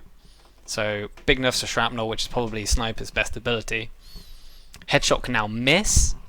Hooray. Because basically evasion Sniper who fought someone with evasion was at a slightly more advantageous position than someone who didn't have headshot. Yeah, I mean, it was like having like a half MKB really. Yeah. With the fact you could true strike just if you land a headshot. And now assassinate damage does a little bit less, but it's not going to make a big difference, I don't think. But yeah, I think some much needed nerfs to Sniper. Spectre Reality no longer kills the target illusion, but now it swaps position, so slight buff. I think this is really cool, actually. I guess that means you can jump between two of the same ones, right? I think what this basically means you could do is you could jump onto an illusion, kill the person that you're jumping on, and then jump back to the illusion, say if you're in Fountain. Yeah. So you can get in, kill someone, and get out again. That's really cool. Okay, Spirit Breaker, empowering haste cooldown slightly. Storm Spirit is being nerfed here actually, so movement speed reduced by 5. It's not a big deal, but Ball Lightning Flying Vision, I didn't realise it was this much, but it was 1,000. That's a lot. It's now reduced to 400. Sven, Warcry armor bonus is increased by a lot. Now at level 4 even, it now goes from 16 to 20. 20 armor is a shitload of armor. Do you think? Yeah, I would like to see, like, I still want to see something like an offlane Sven somehow become part of the meta. Yeah. Especially with his Ags upgrade. I suppose something like this as well would make it a lot more viable, because when you're in the offlane, you're only going to really level your stun and your Warcry. Yeah. So getting that amount of extra armor just to help you survive is going to be really good. Yeah, I like it. I think Sven. I think when we see Sven, it's really hit and miss, because sometimes he just deals so much damage and absolutely rips through a team, or it's completely useless because he can't hit anyone. But I guess this doesn't really change that fact, but it might make people play him more and get better at it.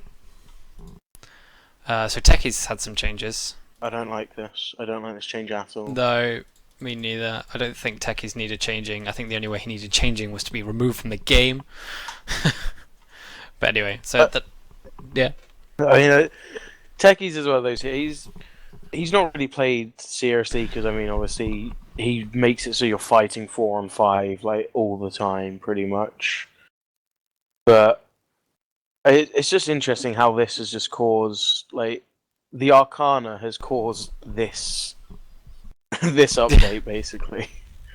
So yeah, so the landmine activation delay reduced from 1.75 to 0.5 seconds, meaning it blows up quicker, and the same can be said for the stasis trap activation. I think the stasis trap one is quite interesting because, I mean, there was quite a few times you could run over a stasis trap maybe, and then it just kind of activates behind you. Yeah. And just a little bit confused as to what was going on. So the suicide is reduced in cooldown by quite a lot. And the minefield sign has been reworked a lot because it now has a much larger cooldown from 120 to 360. And the reason for this being there's the Ag Scepter upgrade on Techies causes the minefield sign to make all our mines, stasis traps, and remote mines within 125 AoE immune to true sight. So 125 AoE is really small, so you'd have to have some seriously clumped up things, and I mean, you're going to be stacking your mines up anyway. yeah, that's true. Yeah, I guess it just makes the actually makes the minefield sign actually a legitimate thing. Whereas before it was, I think this actually makes you go, hold on a sec, oh, they're actually landmines, because before it was kind of like they probably just placed it here. It's just I don't like how it's just going to throw in so many mind games. Just the fact you could put a minefield sign down and not actually have any mines there, and the enemy aren't going to be able to tell at all. Yeah, I guess it makes the mind games element of it more relevant, because before it wasn't such a big deal. Anyway, it's techies. Let's not dwell too much. TA meld cooldown reduced by 1 second. Terrorblade reflection cast range increased by 50. It's quite a lot, and the illusion outgoing damage is rescaled to be a lot more, which makes I guess it makes reflection a little bit more relevant in the late game. Yeah, I mean I've seen a lot of people. I saw Terrorblade picked up in the latest Star Ladder, and they just didn't actually skill reflection. Yeah. Tidehunter Kraken Shell damage block is increased at all levels, not by a huge amount, but could be enough to save your life. Timbersaw the same with the reactive armor. You have to be hit before it takes effect, but there is the increase in number of stacks to 20, so kind of seems to scale very similarly to Warcry. Right, we're getting near the end, guys. It's been an hour and 20 minutes. Tinker. Laser Hero blind duration increased from 3 to, and now it scales from 3 to 4.5 seconds. 4.5 second blind is insane. I don't think this needs to be buffed, but I didn't really see like what needed. Like Tinker didn't, I think, need to be buffed really. Like his spells are all fine. It was the only thing that changed about him was his the march machines, but people could still find it working, just farming the jungle. Yeah. Rearm mana cost is now reduced slightly, whatevs. Aghanim Scepter Laser no longer has additional cast range. Okay, so that's nerfed the Ag Scepter, but it now refracts, so splits up to visible enemy heroes within a 550 bounce range. So basically, if it's kind of a bit like Splinter Blast or Cask or something. Anyway, so basically, almost in an AOE, it causes a mass blind and damage. That's pretty big. Yeah, I mean, this is Aghanims was never picked up on Tinker just because it's not great and takes up an item slot. But this could be very cool, just how you could blind several people on a team. Yeah. Wilson's asking if we want to play Dota when we're done. Yeah, I told Gilbert. Yeah, we're almost done. Yeah. I'd be up for playing. Yeah. I'd be down that. We can get through these. Tiny.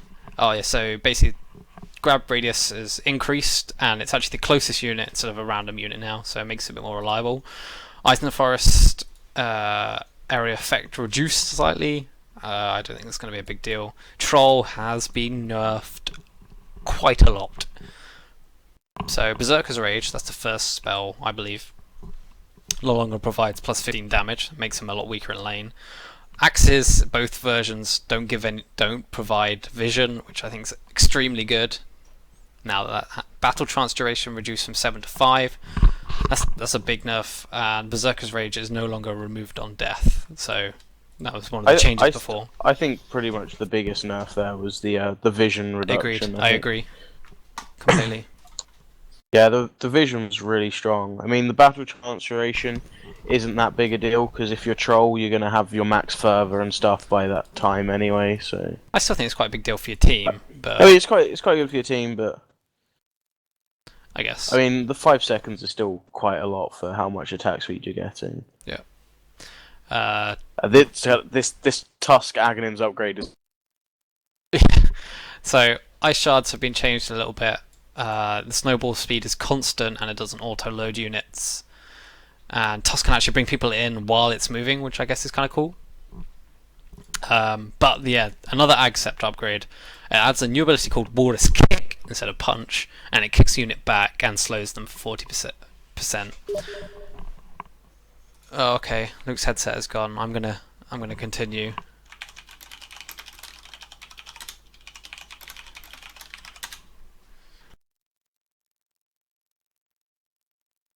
Hello? Hello? Oh, Oh, I can hear you. It's working now. cool. So yeah, accepted task. Kicks units back 900 units. Yeah, I was saying this is my favorite thing about the update. I love this. This is so silly. Yeah, but it's just how much you can just roll in and then just kick someone out of the fight entirely. It's only on Yeah. a, it's only on a 12. It's only on a 12 score. Build an Ags on Tusk. What else are you gonna build? You're not playing him as a position 1 carry. I think it's kind of a worthless Ags upgrade in my opinion. I think it's one of the gimmicky. You don't like Tusk isn't really seen competitively anyway. It's just a cool little gimmicky thing that you can get, and I think that's why it appeals to me. Yeah. Anyway, Undying, some minor changes there. Mostly Soul Rip is only 1 damage instance.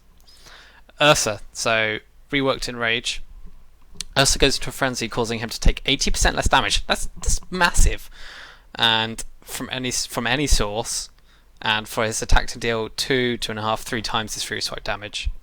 But it does remove it removes existing debuffs upon cast. That's insane. So for 4 seconds, you take 80% less damage. You deal a lot of damage, and it gets rid of any debuffs. And it's got a 50, 45, 40 second cooldown. This is cool. I like this. That's insane. I mean, he's not a great hero, I'd say. But this is really nice. It adds you can just stand in the middle of a fight hitting people, which is what Ursa wants to do. And before, just getting bonus damage didn't really allow you to do that. Yeah. Yeah. I think it's needed, but it's kind of ridiculous as well. Venomous Gale actually does damage at level 1 now. Viper Strike cooldown reduced for some reason, but not a really big deal. Only at level 1, so super minor change there. We're back in a minute. Okay. Visage Familiars actually, so they require hero damage, and illusions do a quarter, and towers do half, instead of just like carries being able to one-shot them in the later game, which I think is. So it's actually a pretty big buff there. The Warlock Fatal Bond's cast range increased, and the cast time reduced a lot actually. And Chaotic Offerings Golem Health Regeneration, so buffs to Warlock where I actually don't feel he needed him. Well, we're nearly there, guys. We're nearly there. Although we do have items to go through. So Weaver Swarm has been changed a little bit. Germinate Attack now launches the second projectile after a certain time period instead of when the first one hits. And there's no range limit. I didn't realise I had one before. But an Acceptor upgrade reduces the cooldown of time lapse to 20 seconds and allows you to target on an allied hero. So if your carry or whatever is in big trouble, you can just teleport him back. Which I think is really big, but getting an Accept on Weaver once again, a little like, would you really want to get an Ags on him? He really needs the damage. Wind Ranger gets a Shackle Shot buff for some reason from 0.3 to, so basically it's half the time needed to cast Shackle Shot. Winter Wyvern is now in Captain's mode. They've reworked Winter's Curse quite a lot, so those cursed to attack the ally now take 70% less damage from all sources. But the AoE is increased, and so is the duration. But the cooldown's increased. So basically it means, I guess the target that's been cursed is basically going to get hit for longer, but it doesn't mean, it means the allies that are attacking him take a lot less damage. Arctic Burn is dispellable, and it does magic instead of pure damage. Splinter Cast speed is also increased, so it's less easy to dodge. Oh yeah, Wraith King, Accept upgrade, another Accept upgrade. Allies who are near Wraith King within a 1200 AoE, so that's quite a big AoE. When slain, become wraiths for 5 seconds, delaying their death. They can continue to attack and cast, and when the duration ends, the hero dies. So basically it gives your allies sort of 5 seconds of extra lifetime. which is really big. I actually saw, I don't know whether it's a bug or intended behavior, but if you use Grave on one of the Wraiths, he then comes back after the time ends with the Grave. They actually come back alive. I don't know if that's intended or not, but it's kind of insane. Zeus, Thunder God's Wrath, vision is reduced by half, and fixed a bug. So, that is all the heroes. I think I'll wait until Luke gets back to talk about some of the crazy stuff that you can do. Moving on to items. There are a hell of a whole new items. I'm going to try and go through these as quick as possible, but with lots of detail.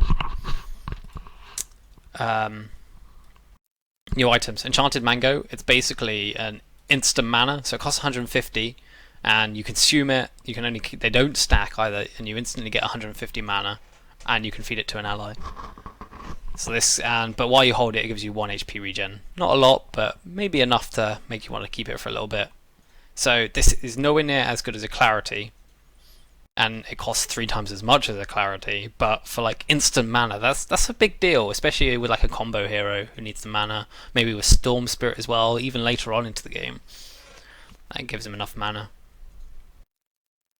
I know people have been asking this for a long time. Now onto the big items. Lotus Orb. This is kind of crazy. Like, I never thought they'd introduce something like this into Dota, but it's happened. It requires Perseverance, Plate Mail, and a recipe. So that's 4,000 gold. That's a lot.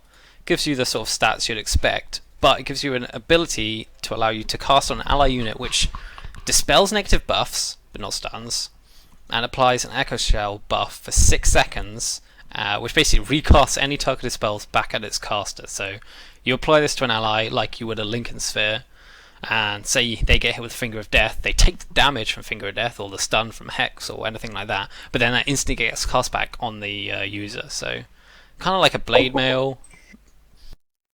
The Blade Mail Lincolns. Yeah, Blade Mail Lincolns. It's cool. I like it. It's interesting. It's nice that they're bringing in new items. Yeah, I think this is going to be interesting and quite tricky to get used to. But like I said, it's 4,000 gold, and the stats from it. I mean, Plate Mail's good and Perseverance is quite good, but I suppose one of the things you got to kind of see it as well is it's kind of like the Lincolns and the fact you put it on someone else and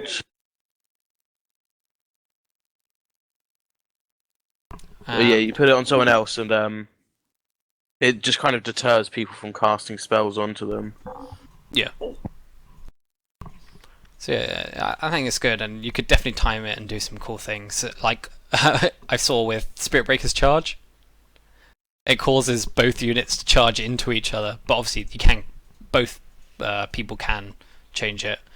I also seen there's some funny things with, I think it's definitely a bug, but with Spell Steal, it means you get the Spell Steal ability, and you can then go and steal someone else's spell. Yeah, I'm sure that's going to get patched. That's going to get patched. Did you see the thing with Meepo? Yeah, Meepo stealing Ravage on 5 each times. Meepo. Yeah, insane. Glimmer Cape, made from a cloak and a shadow amulet, and it has an active called Glimmer. You target an ally unit and makes them invisible with a 0.4 second fade time, and while they're invisible, they have 66% magic resistance. That's a lot. It lasts 5 seconds, and the invisible unit can attack or whatever, but attacking a casting spell causes the fade time to re-trigger. But the bonus magic resistance is only given while they're invisible. I really like this. I'm trying to think of a time when it's really worth it, though. I guess it's like I just like, because Shadow Amulet I think is a good item, but like the Shadow Blade is really good. But I like the thing about Shadow Amulet is the fact that you can cast it on allies. I mean, what I think this is going to be really cool for is if you buy it either on you or yourself, like put it on someone like a Witch Doctor who's channeling his ultimate or something, because it makes them like harder to kill while they're in there. But I think this could be quite interesting. It'll be interesting to see like what it actually does. It's a fairly cheap item as well. Yeah. Interesting stuff. I think it could be quite good on like an offlane hero because obviously it gives magic resistance, attack speed, and it's quite cheap. So. Yeah. Guardian Greaves, so basically the final item for any support. It's made from Arcane Boots, Mechanism, and Recipe. So it gives you everything you'd expect, but the passive provides 2 armor and 4 health regen, and if the target's health is lower than 20%, it instead provides 15 armor and 15 health regen. That's really, really good. I really like this. And on top of it, the active, called Mend, it restores 250 health, just like Mechanism, 160 mana, which is more mana than Mana Boots. No, wait. It's probably the same mana that Mana Boots give you. Mana Boots give you like 150 or something, I think, don't they? I don't know. Not significantly more than Arcane Boots. And it removes negative debuffs from the caster upon cast. And it's a 45-second cooldown. So it's basically just like an awesome Arcane Boot Mechanism combo. With like a built-in safety mechanism when you hit 20% hit points.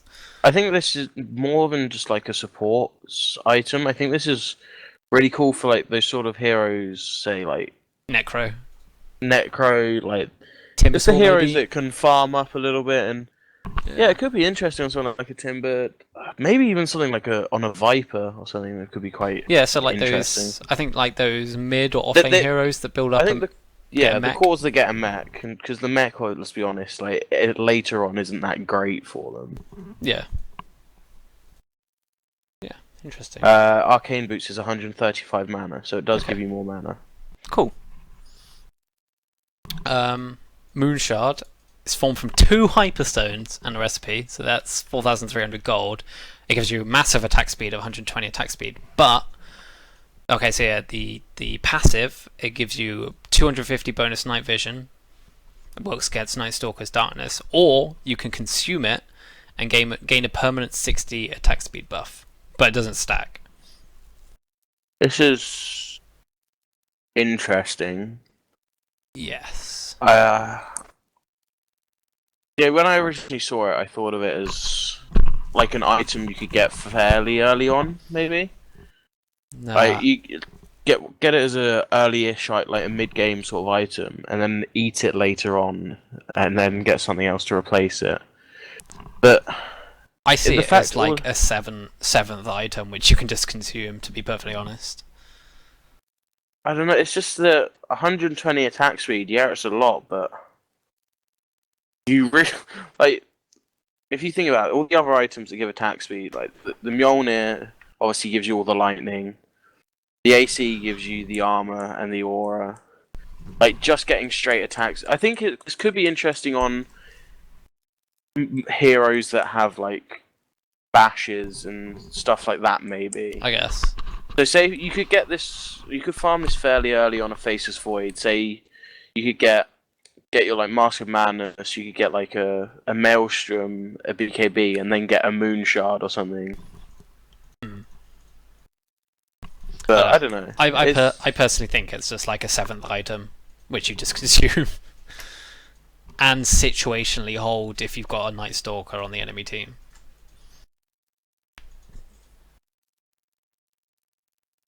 Although I think, didn't someone say that the bonus night vision stacks? The passive bonus night vision stacks, so you can just stack up a load of night vision. Which could theoretically be insane, but why? I'm not really sure. I think we should move on. Silver Edge forms from Shadowblade and a Sange. So basically, it's an upgraded Shadowblade. So it gives you the sort of stats from a Shadowblade and a Sange you'd expect. But the Shadow Walk, the Invis attack now deals 225 bonus damage and applies Break, so it disables passive abilities, and reduces the target's output damage by 40% for 5 seconds, but it doesn't affect spell immune targets. I guess this is kind of another situation. I mean, Shadowblade's pretty situational anyway. Yeah, it's a lot of money for a glorified Shadowblade, but I suppose the Break is quite good if you want to, like, say, jump onto someone like a PA or someone like that who has the passive ability. But as you're saying, I think this is very situational. As it needs to have a good passive for you to disable. Yeah, and I mean, I guess it could be okay on things like Slark, Because the Sanj, I mean, is generally pretty bad, but the extra like strength and damage isn't too bad. Something I haven't really thought about is this break is kind of an extra nerf to Troll. That's very true, actually. Because it completely stops his fervor, doesn't it? Yeah. Yeah, it's just something I just Yeah. thought of. So the next item, Solar Crest, it's from a medallion and a Talisman of Evasion. So basically, it's like the two things put together. The active, so you have to cast it. You target on an ally, it gives them extra 10 armor and 30% evasion. So basically, it's like a super medallion. Medallion. Yeah. Or you cast it on an enemy, it reduces their armor and gives them a 30% mischance for 7 seconds. So it's basically a better medallion, which involves mischances. What I like about this as well is I think this is an item that could be built on some sort of agi carry. Mainly for the fact that it can actually be disassembled, so you could turn the Talisman of Evasion into a butterfly later on or something. So you could get it like really early on, like a PA or a Void or... Yeah, because something I like doing on PA is getting an early medallion is really good because reducing the armor obviously increases your crit damage. But then getting this as well, it's going to be almost impossible to hit you because of your evasion. Yeah. And then the fact you can then build the butterfly later on. I think this is a really good item. Yeah, I've never thought about the fact that it can be disassembled, but yeah, that's very, very interesting. The final new item, some people are calling it crazy OP, but anyway, it's formed from a Mystic Staff and a Soul Booster. So it costs 5,900. So that's nearly 6k. It gives you a load of stats. But its passive reduces all cooldowns by 25% and has a passive spell lifesteal, I think. So this is like the only spell lifesteal item in Dota. So it just restores health for a percentage of any damage dealt from spells, 25% from heroes and 5% from creeps. So on paper it's ridiculous. Reduce cooldowns by 25%, including ultimates. And gives you, and spells, as we know, generally have really huge nuke damage, so you can get 25% lifesteal from it. It sounds ridiculous. Here's 6k though. This is the problem I'm saying. Like, there is a here. I think this would be great on Enigma. Like, Enigma has the capabilities of farming this item in a reasonable time, and having Black Hole 25% like cooldown reduction on a spell that's like, what was it, 2-3 minutes cooldown or however long it is. I think that'll be insane. But a lot of the heroes, I feel like, I mean, I think it's alright for some of the smaller abilities. I think this is one of the big things is if you get this on like your big heroes, it means that your team fight is up sooner than the other teams. True. So, but I have a feeling like trying to obtain this over other items they might get is a bit more of a detriment because you have got to somehow farm 6k on, say, like a Tide Hunter. Yeah, I think it's strong. It is a very strong item, but it is an extremely late game item which you have to pour 5.9k gold into, which is definitely not to be underestimated. But we'll I guess time will tell. It's definitely strong, but I guess when like things like Abyssal seems kind of ridiculous as well. But well, yeah, I didn't think about the item cooldowns as well. So. Oh yeah, item cooldowns as well. I can definitely see people trying to rush this and thinking it's really really good, but actually they have this 5.9k item. It's their first or second major item, but it's actually not going to make a huge difference because they just die anyway. Yeah, I feel this could be like a third or fourth item, maybe. Yeah. But it definitely could make a difference in the late game. Anyway, moving on. We got some item changes. Observer and Sentry Wars now stack into the same inventory slot, which is awesome. And there's upgraded Boots of Travel, so if you buy the recipe again, the Boots of Travel recipe, that's 2,000 gold, you can then target and teleport to allied heroes. Yeah, I like this. This is really cool. It's cool. I think it's kind of like a Tinker item. Well, yeah, it's like a Tinker, but there's some heroes that you get Boots of Travel on like fairly early, like maybe like PL or something. There's quite a few heroes that you can I get boots of travel on I fairly early. yeah, I still feel like it's really situational because why do you get boots? Why do you get bots? You get them so you can teleport around the map more, but why would you want to teleport anywhere where your creeps are? Where your allies are and your creeps aren't. I mean, I suppose this could be one of those things where it like gets to the late game and say you have like an invis hero or something like that, and Yeah, you can that's just true. do sneaky things by traveling onto an invis hero. Yeah, But I still feel I think this could be one of those items where you're 6 slotted, you've got your boots of travel, you've got gold. What do you do? Oh, I know. I'll upgrade my boots of travel. to upgraded boots of travel. I was thinking, I guess what else would you call it? Anyway, Yeah. Well. item changes: Skull Basher, strength increase, damage reduction. So it's damage reduction from 40 to 25. So it's quite big. But if you bash, you deal 60 bonus damage. It's pretty big. And this sort of carries on to the Abyssal Blade with the damage reduction, but you get the bash does extra damage. I know, it's interesting they've done this with the fact that now the bashing heroes can get this without the bash, and they've just like nerfed everything about it apart from the bash. Yeah. I guess it makes sense in some ways.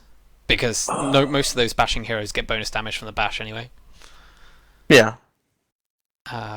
So yeah, I'd say it was generally I actually don't know whether it's a nerf or a buff. I guess it's a change. Neutral change. Energy booster cost reduced by 100, and so this means arcane boots are 100 gold less, and their replenish radiance is increased from 600 to 900, and it no longer costs mana to activate. I think arcane boots aren't picked up that much, so this definitely is a nice buff to arcane boots. And because of the energy booster costing less, the Bloodstone recipe is increased by 100. Armlet. Attack speed is increased by 10 more, so from 15 to 25.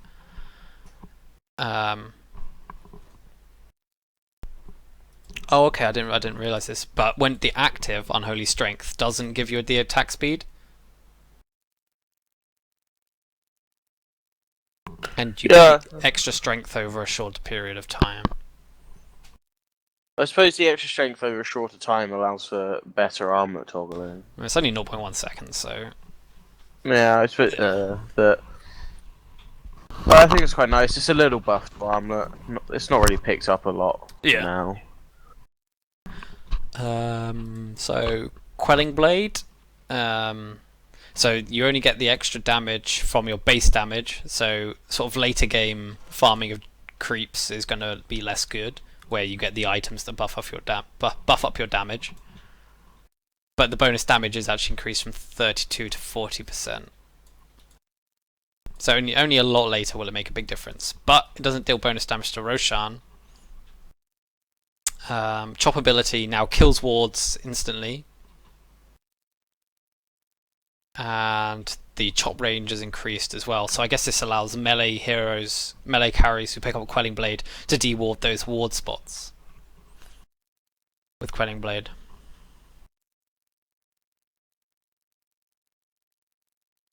I didn't actually know that you could use Quelling Blade, did you? What, to do wards? Yeah. Yeah, they added it in the last patch, I think. It was basically because melee heroes couldn't deal with wards on a cliff. Yeah. I forgot about that. So Battle Fury now requires and provides the bonuses of Quelling Blade. The Quell bonus is now 60% for melee heroes and 25% for ranged heroes. Why on earth are you getting a Battle Fury on a ranged hero? I don't know. It's regen and damage, why wouldn't you? Attack damage is reduced though. But the cleave is increased. Yeah. I guess the fact that you get a Quelling Blade with the Battle Fury anyway doesn't really matter for the attack damage so much, because Battle Fury is mainly a farming item. Mainly. BKB can now be sold, which makes sense now the fact that the timer doesn't get reset when you buy a new one. Blade Mail damage return cooldown from 17 to 15. Cost reduction of blades of attack. Phase It's boot. nice and little buff to armlet. Phase Yeah. boots are a little bit cheaper.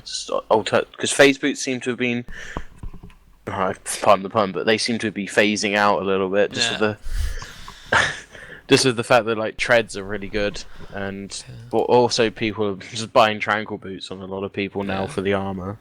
Yeah. Also, I'd like to note these phase boots icons are the wrong way around on the patch notes. But they are. They changed that, didn't they? Yes. Boots of travel, teleport cooldown from 50 to 45. Cool. The buckler armor radius increased by 150. That's a buff there. Butterfly flutter duration from 8 to 6 seconds, but the movement speed is increased by 5%.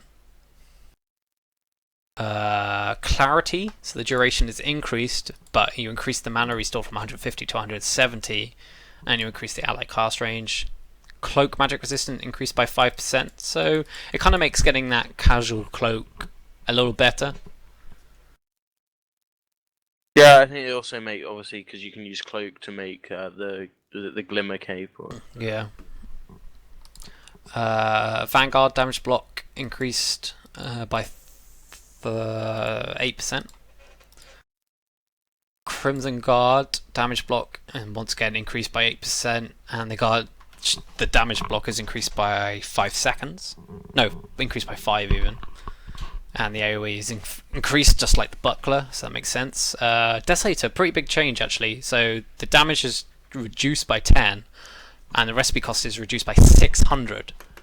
That's a lot. And I think this sort of ties in with the whole trying to make pushing a little bit more viable. Yeah, I also think it's trying to stop people from buying Skadi on every hero known to man. Yeah. Diffusal Blade now works on ranged illusions for half the value, so it's actually maybe an okay item on Drow or something. Yeah, it could be okay. Divine Rapier damage increased from 300 to 330. There was a petition to get it increased to 322 damage. It's a really weird change to Rapier. I don't know. I mean, no one's really gonna buy it for the extra 30 damage in any other situation. They would normally buy a Rapier anyway. I guess that's very true. It's now core on every hero. Anyway, Dust of Appearance, move speed slow, increased by 5%. Drum of Endurance, attack speed bonus, increased from 10 to 20. That's quite a lot. Eagle Song is now 100 gold cheaper. Yule Scepter mana cost increased from 75 to 175. I like this. It kind of stops non-int heroes picking up, or at least having to think a lot more about it. Because 100 mana is a lot for some heroes. Yeah. Cold attack slow duration for ranged heroes from 3 to 2.5. Remains 5 seconds from melee. I think this is needed. I think it's fair enough. Yeah, Skadi is everywhere. Yeah, Flying Courier vision from 400 to 300, so less vision, but speed burst speed from 650 to 800. That kind of makes it completely impossible to catch up if it does have the speed boost active.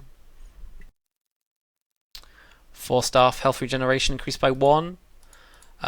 Ghost Scepter, this is a pretty big change. So cost is reduced by 100, and all attribute bonus decreased from 75. I thought I read that's TP scroll has been changed. I'll get to that.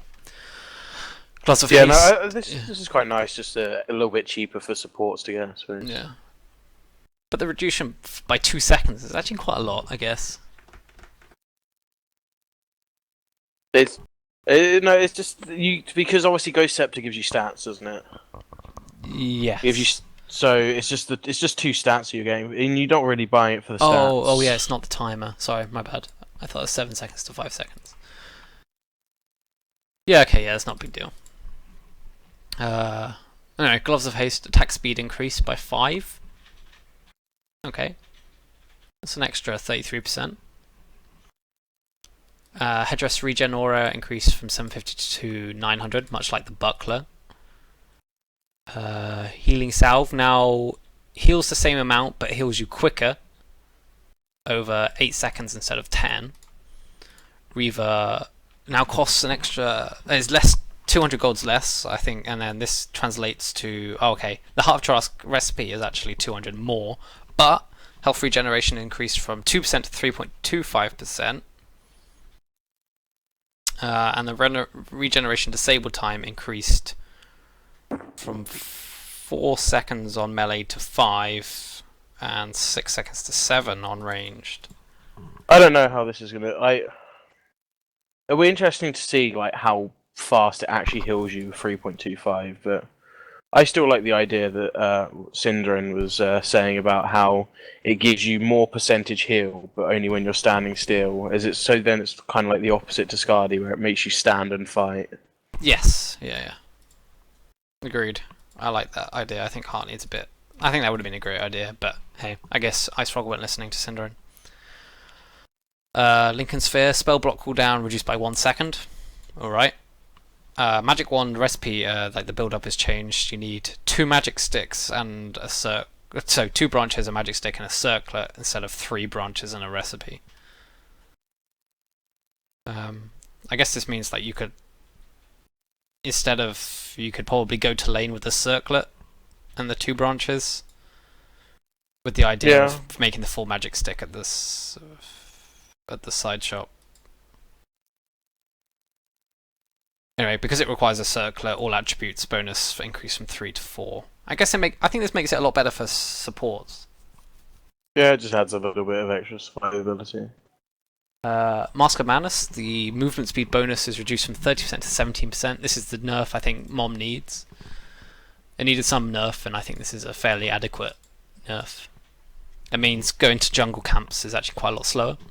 And running away with Mom is nowhere near as easy. Yeah, agreed.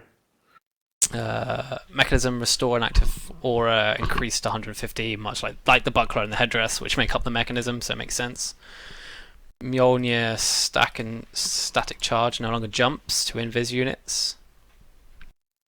Cast range has increased. Alright. Necro, so the Necronomicon warriors and archers at level 1 and 2 are better.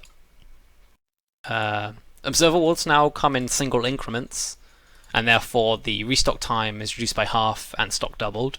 Makes sense. But they provide XP when destroyed, and attacking a ward can no longer miss, so you can't get those pesky 3-4 misses in a row uphill on these wards. Yeah, I think that's quite a nice little thing to add, and the XP bounty is quite nice. So the supports running around get a little bit of gain apart from just destroying a ward. Yeah. Orb of Venom. Poison attack damage over time can now be lethal. Okay, cool. Pipe of Insight. So yeah, it provides a passive 10% magic resistance aura.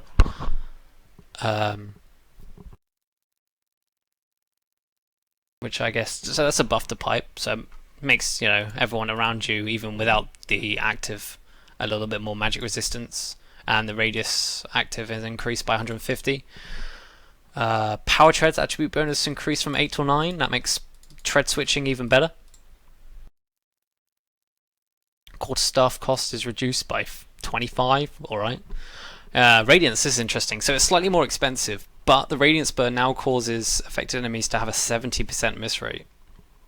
So 17. Yes, this is a really nice buff to Radiance, because it's an okay item. It was mainly bought on illusion heroes and stuff, just for the fact that they could just go farm with this Radiance, but now it could be seen as a nice core item on some heroes, just for the miss rate. It's 17% is significant. So it's 1 in every 7 hits or so. Yeah, no, I think it's pretty cool. I think it's quite good. Yeah. Refresher Orb, reworked components, so it's now made up of 2 Perseverance instead of an Oblivion Staff and a Perseverance. I think that makes more sense. Why do you need an Oblivion Staff to make an orb? I don't know. Yeah, so it's a little bit more expensive now, but it gives you a lot more regen. Yes. Which I think is probably what it needs over attack speed and damage. Yeah. Yeah, it makes sense. Rod of Atos has been buffed again. So it now gives you 30 int instead of 25. So you basically get like a free staff of wizardry with the rod. I still think this is kind of needed on Rod though, because Rod is really good, but you activate your slow on someone, they can still just like blink out or stuff, because it doesn't. All it does is just apply a slow. Yeah. Yes. Basically, your decision, I think, as an int hero is like yours or Rod. Right? And I think 90% of the time you want to go for yours because it's a disable over and above. Like it's a solid disable. It cancels abilities like TPs and stuff instead of just slowing someone.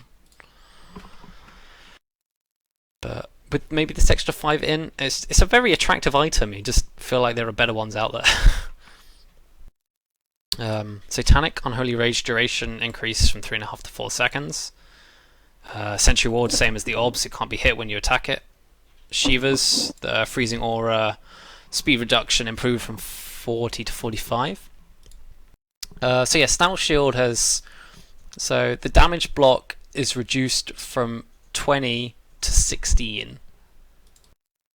So tanking creeps becomes a little harder. But because of this, the cost is reduced by 50. So I still think it's an item you need to get on like a melee core hero.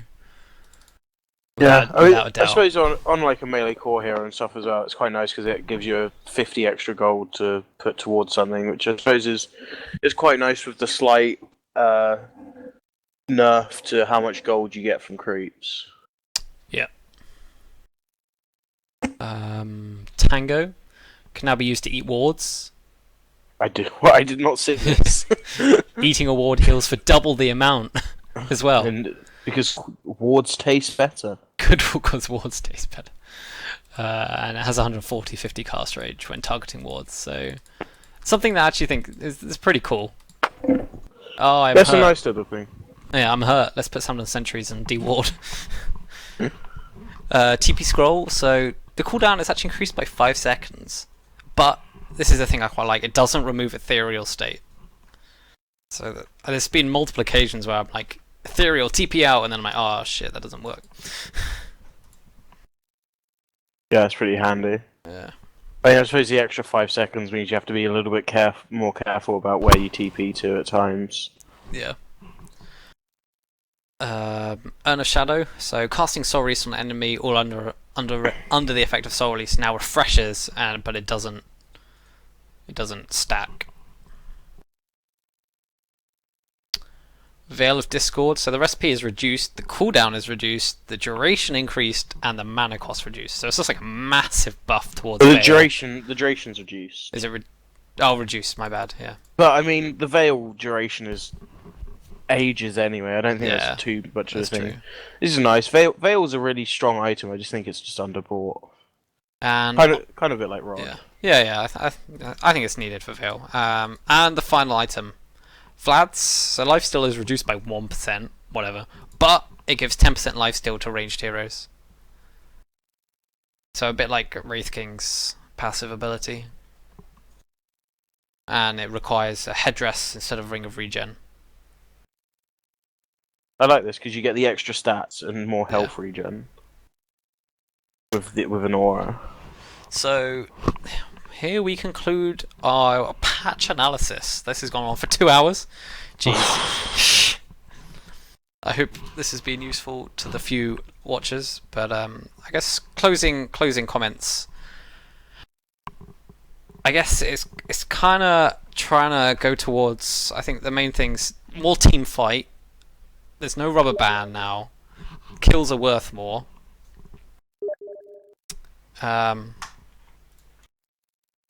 Yes, we're done now. Yeah, it's nice. There seems to be a lot of the new items are going to be very interesting to see what actually can happen with them. Yep, and I guess lots of Ags upgrades as well.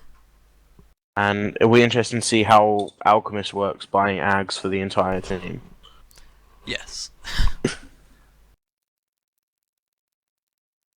So yeah, I think we're going to leave it there. Going to play some Dota now. Just as a reminder for those people who are watching, we've got the HKON Casual Cup tournament The lower bracket final will be on Friday at 6 o'clock, and the grand final will be on Saturday at 6 o'clock. So that's GMT.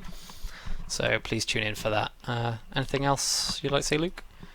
No, that's it. It's a very. There's a lot of things to read there. Yeah, lots to remember.